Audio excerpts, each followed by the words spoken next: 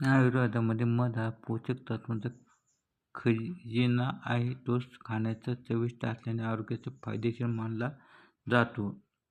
वजन कमी करण्यापासून ते अनेक आजारावर नियंत्रण ठेवण्यास मदत होत असते. पण मध केवळ चांगले आरोग्य मिळवण्याबरोबरच सौंदर्य वाढवण्यासाठी देखील काम करत असतो. जर अंघोळीच्या पाण्यात मध मिसळला तर तो तुमचे त्वचेचे सौंदर्य वाढवण्याचे देखील काम करत असतो. जर अंघोळीच्या पाण्यात मध मिसळला तर तुमच्या त्वचेचे सौंदर्य वाढवणार पण तुम्हाला दिवसभर ताजेतवाने वाटेल. मध हे त्वचेच्या अनेक समस्यांवर उपाय आहे. मधामध्ये अँटीबॅक्टेरियल आणि अँटीफंगल गुणधर्म भरपूर प्रमाणात असते. ते त्वचेचे छिद्र स्वच्छ करते तसेच त्वचेचा पोत सुधारते. मध हा त्वचेसाठी मॉइश्चरायझर म्हणून काम करत असतो.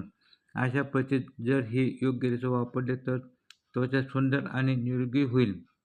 अंघोळीच्या पाण्यात मध कसे वापरावे आणि मध घालून अंघोळ करत असाल तर प्रथम मध पाण्यात चांगले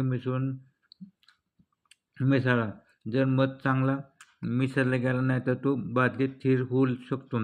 मध आणि पाण्याने अंघोळ केल्याने तुमची त्वचा मऊ आणि गुळगुळीत तर होईलच पण तुम्हाला ताजेतवाने वाटेल. तुम्हाला हवे असल्यास तुम्ही अंघोळीच्या पाण्यात मधाबरोबर इतर काही गोष्टी मिसळू शकता, जसे की शेंगदाण्याचे तेल. मधात मिसळून अंघोळ केल्याने त्वचेला खूप फायदेशीर होईल. शेंगदाण्याच्या तेलामध्ये दाहक विरोधी आणि सूक्ष्मजीव विरोधी गुणधर्म असतात. अशा परिस्थितीत त्वचेचा लालसरपणा, सूज आणि जळजळ यासारख्या समस्या दूर होण्यास मदत होत असते. मधामुळे शरीराची खाज कमी होण्यास मदत होत असते. शेंगदाण्याच्या तेलाव्यतिरिक्त तुम्ही अंघोळीच्या पाण्यात मधामध्ये लॅव्हेंडर तेलाचे काही थेंब मिसळा. मुळे शरीराचा ताण कमी होण्याबरोबर चांगली झोप येण्यास मदत होईल. मध हा त्वचेच्या संबंधित समस्या दूर करत असतो.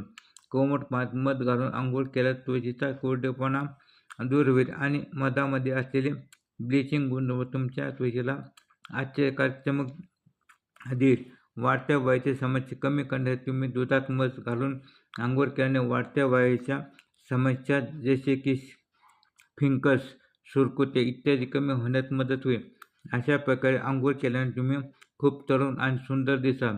मधाचे त्वचेचे अनेक फायदे असतात पण हे वापरण्यापूर्वी काही गोष्टी लक्षात ठेवणे आवश्यक आहे.